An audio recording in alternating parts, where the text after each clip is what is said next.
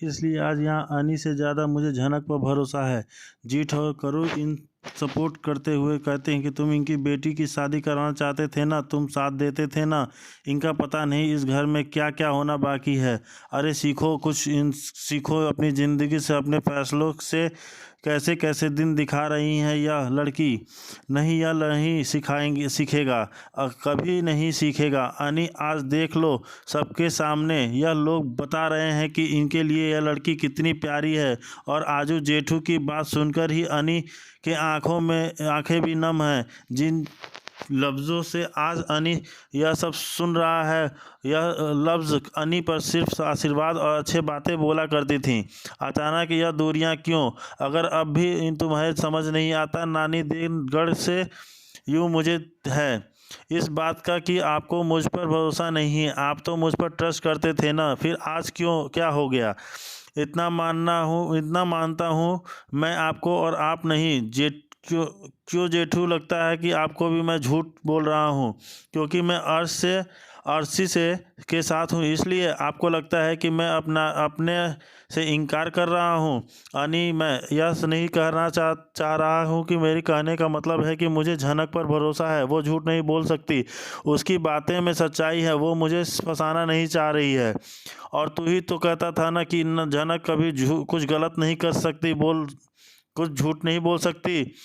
बोला कर गलत तो इसने कुछ नहीं किया है जेठू, यह अपने होने वाले बच्चे के आनी का नाम देना चाहती है, फंसा रही है यह अनी को। और जब अर्शी से सहन नहीं होता तो यह इमोशनल टॉक्स, क्योंकि इमोशनल तो वह अपने खुद से परिवार में अपने माँ बाबा के साथ तो कभी देखी ही नहीं है।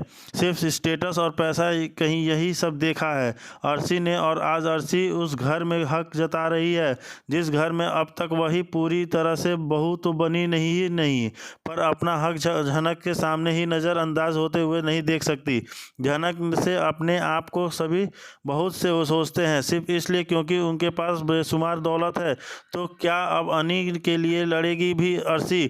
और इसने कहा है कि सबके सामने कि इसका और अनी का फिजिकल रिलेशन था। और इस बात में अगर ज़रा सी भी सच्चाई है ना, तो मुझे इस घर में एक सेकंड भी नहीं रुकना चाहिए।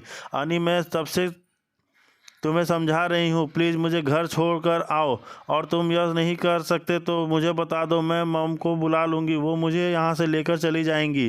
क्योंकि जब तक यह प्रॉब्लम सॉल्व नहीं हो जाता मैं इस घर में नहीं रह सकती। लेकिन अर्शी ने इसे सॉल्व कर कैसे कैसे करूँगी? सब मैं कंट्रोल में। अनी, मैं कोई झूठ बोलोगे तो मैं क्या कर सकता हूँ? मैं सबूत कहाँ से लेकर आऊँ?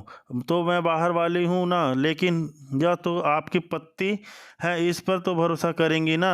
आप देखिए, घर के सारे लोग अपने घर के बेटे को बचाने के लिए मुझे बना रहे हैं, तो अभी वही कीजिए अर्शी दीदी। और जहाँ अचानक झनक सच उगलती है तो बर्दाश्त से बाहर होने जा रहा है अर्शी के लिए। झनक की बातें पर आज परिवार का कोई भी सदस्य झनक को पूरी तरह नहीं बोल पा रहा, क्योंकि क्यों सब खड़े हैं, उसकी बेइज्जती भी कर रहे हैं, पर बाहर भी नहीं निकाल पा रहे हैं। लेकिन कहीं ना कहीं आपको लगता है कि जो कुछ मैं बोल रही हूँ वो सच है, आपके पति झूठ बोल रहे हैं।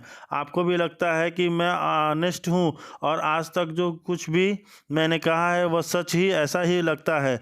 न जाने क्यों आप और शब्द उन्हें सुनना चाहती हैं तुम्हारे मुंह से। और आज अर्शी अपने दीदी होने का हक तो जता रही हैं, वैसे भी तो कभी झनक को अपनी बहन तो मानी ही नहीं, पर अब अनी को अपना और झनक पर पराया कर दी रहे अर्शी। और अनी देखता रही कि झनक और कितना बेइज्जती बर्दाश्त कर सकती है। वह जाती क्यों नहीं, क्यों सच के पीछे पड़ी है। वह सब शायद अनीस झनक को पहचानने में कोई गलती कर दिया है। वह सच की लड़ाई लड़ेगी जरूर, झूठ का साथ कभी नहीं देगी, चाहे इसकी कीमत कुछ भी हो।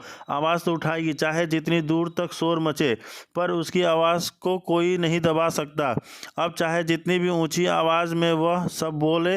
अब आगे क्या होता है झनक और अर्शी के बीच, बने रहिए, देखते रहिए हमारा यूट्यूब चैनल। लाइक करिए, सब्सक्राइब करिए और बेल आइकन को दबाना ना भूलिए।